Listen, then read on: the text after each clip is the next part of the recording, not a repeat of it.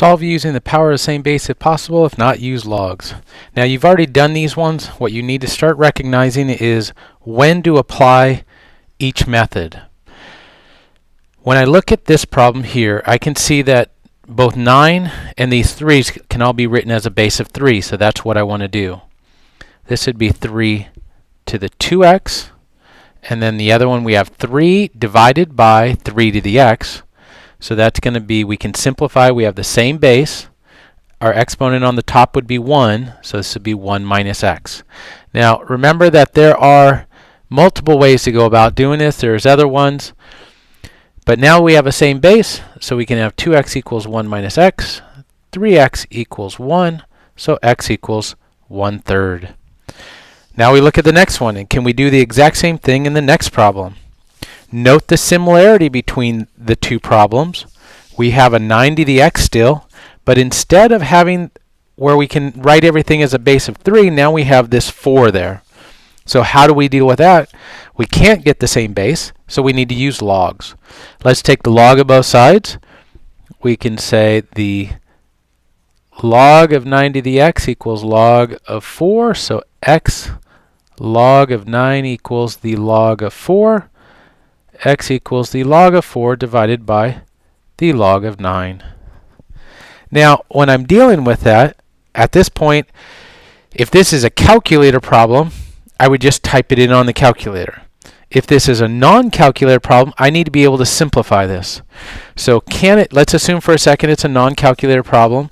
Can we simplify this? Yes, we can, because we realize that 4 is the same as 2 squared. So this is the log of 2 squared divided by the log of 3 squared. Now those 2's can come in front, so it's 2 log of 2 over 2 log of 3. And the 2's reduce, and our final answer would be log of 2 divided by the log of 3.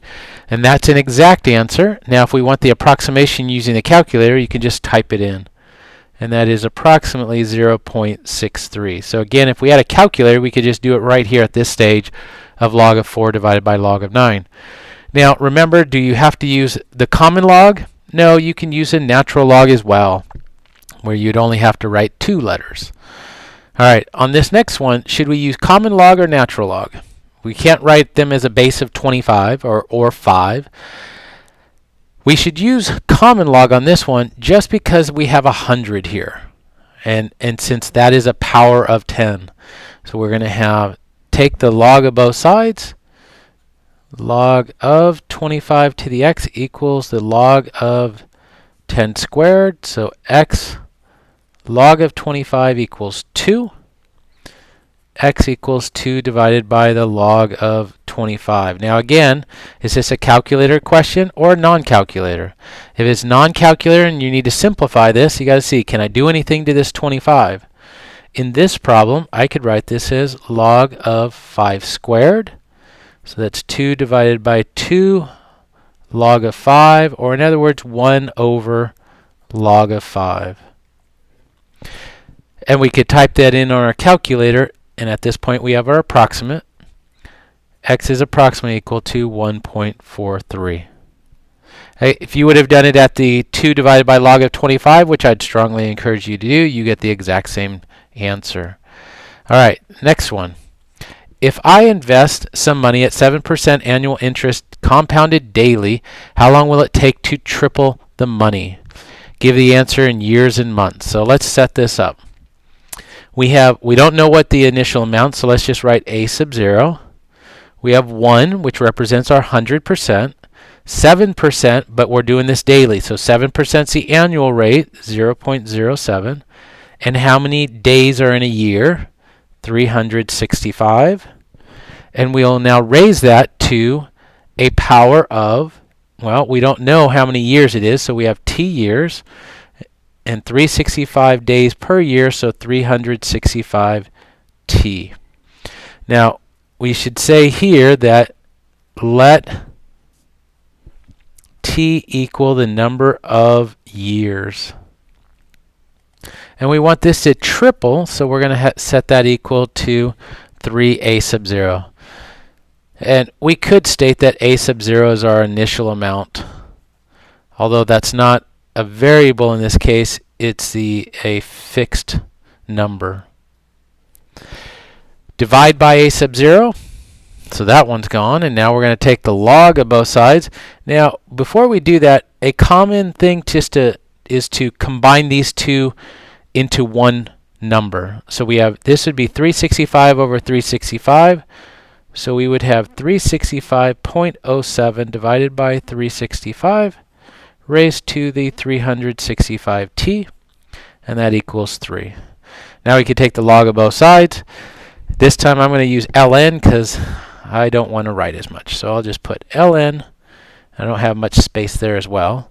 So I'm going to bring down the 365t times the ln of all that stuff equals the ln of 3. Now I'm trying to solve for t, so I'm going to get rid of the 365 in this ln. So t equals the ln of 3 divided by 365 ln of that quantity, 365.07 over 365. Now I want you to take out your calculator and actually do this calculation. A lot of people make mistakes with this one, and you want to make sure that you're doing it correctly.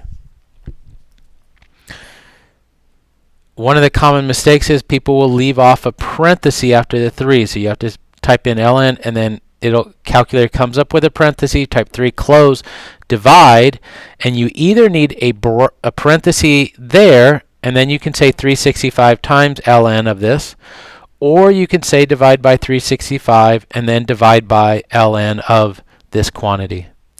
And when you do so, you'll get 15.695, etc.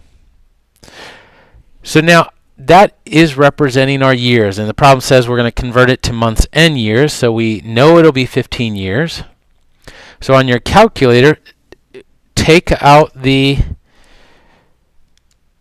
hit minus 15, so we're just left with this 0.69 part, and with all the decimals, and this is years. Now think, in your chemistry class, you would use the railroad track stuff. We're going to multiply by a quantity that's basically equal to 1. How many years, and we want to convert to months, how many months in 1 year? So we have 12 months over 1 year. The years reduce. You can go ahead and multiply that out, and you get 8.35 months. So our answer is 15 years, 8.35 months. All right, what if we're doing the same problem, except this time we're going to do it compounded continuously? Remember, as soon as you see the words continuously, you have to recognize that we're going to e. So we have a sub 0 e to the r, which is 0.07 t. Again, we'll have the same definition of our variables, 3a sub 0. So we have e to the 0.07 t equals 3. Now at this point you could think of this as taking the ln of both sides, or you can think of it as transforming this exponential into a log. Either way, you will get, I'll write in ln there. So the ln of e to the 0.07 would be 0.07 t equals the ln of 3. T equals the ln of 3 divided by 0.07. And that approximately is 15.6944 blah blah blah, so we'll say 15.69 years. So they're not the exact same, but they're very close. All right, let's look at the next one. Radioactive isotope has a half-life of 9.6 hours. There's 1 kilogram now. How much will there be in 1 day? So we're going to set up our half-life equation. We have 1 kilogram now, so we're going to let's change this into grams. 1/2 to the t divided by 9.6. Remember, every 9.6 we want one factor of a half. And this will be our A of t, and here t will equal the number of hours, and A of t is the amount of the isotope in grams, especially since we converted that. Now, in part A, we say we wanted 1 day. Well, we have hours there, so what we're really looking for is at 24 hours. So just plug that in on your calculator, 1,000 times 1/2 to the 24 divided by 9.6, and we will get, I'll write it, that's approximately equal to 176.78 grams. It was 776. How long will it take to decay to 1 gram? So at this point, what we're going to do is set 1 equal to that equation, 1,000, 1/2 to the t divided by 9.6. Should have realized that and put my variables over there. So divide by 1,000. We need to get the exponential part by itself. Now we can take the log of both sides. On this case, I would use the common log because this is a power of 10. Log of 10 to the negative 3 equals t over 9.6 log of 1/2. So t is, that log of 10 to the negative 3 would just be negative 3. Now what are we going to do here? We need to divide by this log of 1/2. And we'll multiply by the 9.6. Now, does this give you concern just looking at it, the fact that we have a negative number here? Remember that our log graph looks like this, and it hits the x-axis at 1, so at 1/2 it's a negative number. And now we'll type it in on our calculator. T is approximately 95.67, and that would be hours. All right, the next one. All right, when we're dealing with this one, you want to recognize is how similar these two problems are. We have x to the 5th equals 50 and 5 to the x equals 50. But they're totally different in terms of how you go about solving them. Here, this is very similar to x squared. Remember, what would George say? Compare it to something we already know. If it was x squared, you would take the square root. So when it's x to the 5th, we take the 5th root. Now, it's an odd root, so we don't need to worry about any plus or minus. So x would be equal to 50 to the 1/5, or approximately equal to 2.19, because that's 2.186. Over here, we have an x in the exponent. Remember, what's an exponent? A log is an exponent, so we need to get it out of the exponent. So we'll take the log of both sides. So I'll have log. I'll use the common log in this case. So x ln of 5 equals e ln of 50. X equals ln of 50 divided by ln of 5. Now, can we simplify this? No. There's nothing we could do with the 50 and the 5. Now, there's ways to go about simplifying this in general, but you could simplify ln of 50, breaking it down, but it's not going to be helpful to do this problem. And now type that in on the calculator, and we'll get x is approximately equal to 2.43 because it's 2.430. Number 6. These are review problems. You should recognize these, but it's been a little while since we've done them, so I thought I'd go through them. We recognize that this is a quadratic form. So if you needed to, you can say 3 to the x equals a. So this would be a squared minus 5a plus 4 equals 0. A minus 1, a minus 4. Now, before when we did this, remember, before I say that, you want to solve this completely. And now we'll substitute back in. Before, when we did this, we ended up with nice numbers, something that was a base of 3, for example, here. Over here, we can just look at this and realize 3 to what power equals 1. x equals 0. Or we could say log base 3 of 1, that's also 0. We could take the ln of both sides. On this next one, we need to take the ln because we can't get them to the same base. So we get x equals ln of 4 divided by the ln of 3. And you can type that in on your calculator. Now that's the exact value, and that's where we would stop if we didn't have a calculator. And with the calculator, you get 1.261, so we'll round that to 1.26.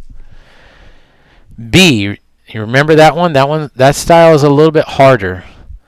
So we have e to the x minus 6 over e to the x equals 1. We want to clear this fraction. So we have e to the x squared, or e to the 2x. Now at this point, we should recognize that this is what we've done before. So on this one, what I want to try to do is not do the substitution for it. Can we deal with it without the substitution? You recognize that when we put this in factored form, it'll be e to the x and e to the x. And what multiplies to give us negative 6 but adds to give us negative 1? Negative 3 and positive 2. So we get e to the x equals 3 and e to the x equals negative 2. So now we solve those ones separately. E to the x equals 3, so x equals the ln of 3. Now, if we had no calculator, we would stop right there. And if we have a calculator, we'd just write down. What is that? That would be 1.098, which rounded to 2 decimal places would be 1.10. Now, what about the second one? This one you got to be careful because if you have no calculator and you write x equals the ln of negative 2, that's not correct. Why? Because there is no solution to this problem. Remember, our e to the x graph looks like this. It never touches the x-axis, so it's never 0, and it's never below that. You could also think ln of, if I thought ln of negative 2, my ln graph looks like that. The domain of the ln graph is greater than 0. ln of negative 2 is not possible over the domain of real numbers. All right, the next one, log base 7 of 2. We're going to set that equal to x. 7 to the x equals 2. Take the log of both sides, natural log, so we have x ln of 7 equals the ln of 2. X equals ln of 2 divided by ln of 7. And you could type that in on the calculator and we get 0.36 approximately. Now, I was hesitating whether I should even put part B in there, because if you see the pattern, it's really the same basic thing. You can just run through this one pretty quickly. So we get the ln of 9 divided by the ln of 5. And again, type that on the calculator, and we get 1.365, so 1.37. And the last one, we set this equal to x, so we get b to the x equals a. This time I'm going to take the log base c of both sides.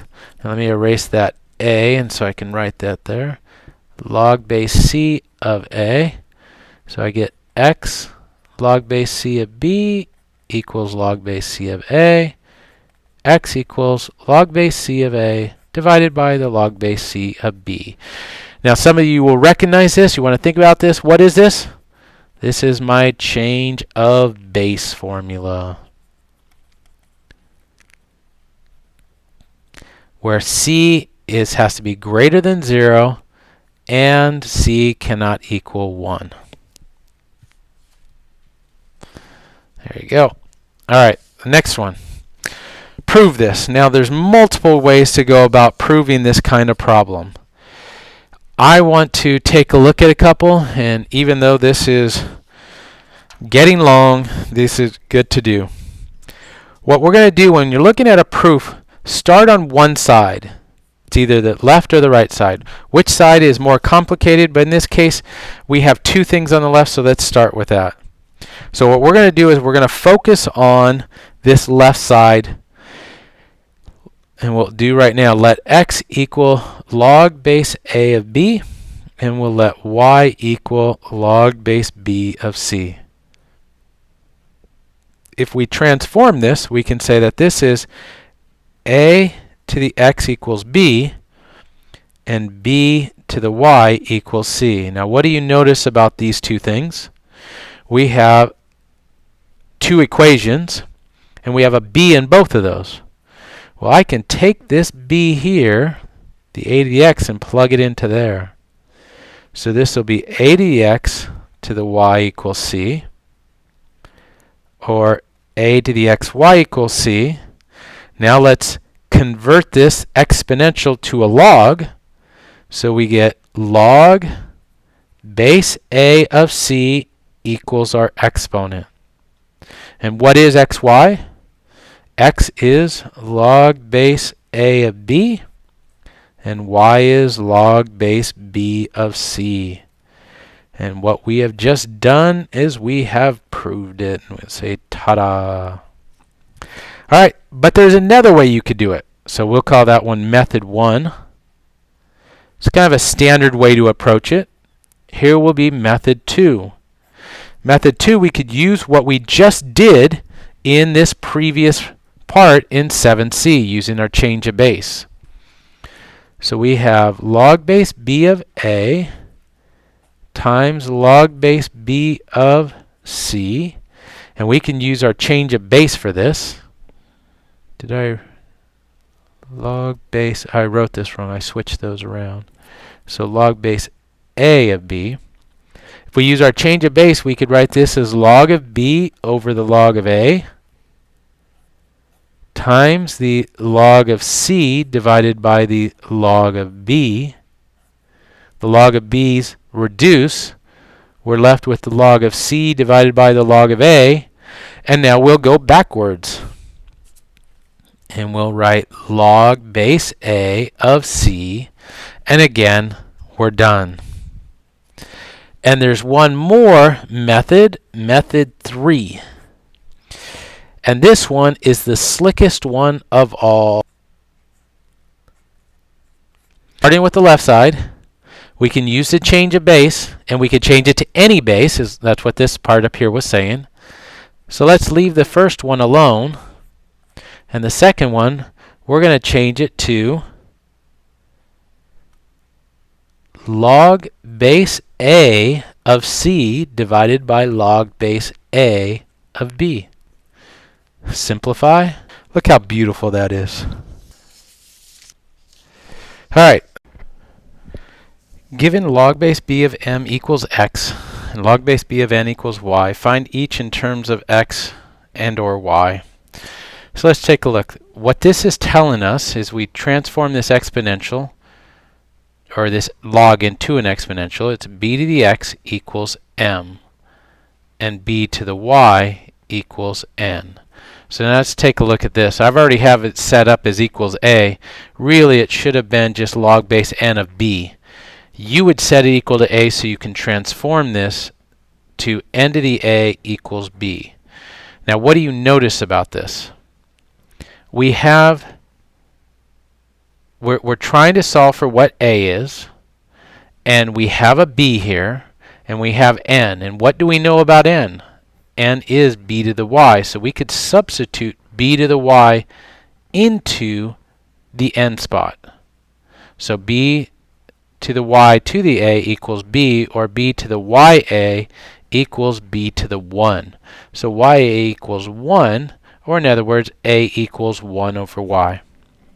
Now that you've seen it, try the next two by yourself, and then check in with the video.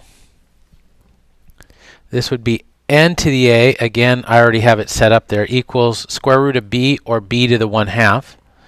So n again is b to the y. B to the y, a equals b to the 1/2. Let's get rid of that parentheses. So y a equals 1/2. Multiply both sides by 1 over y, and we get 1 over 2y. Now that was almost identical to the first one.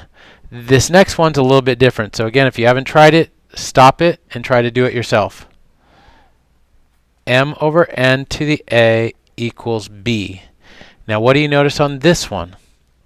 We have m and n, and we have m and n. So let's just substitute in because we want to get the same base on both sides. Remember, we want one base on each side.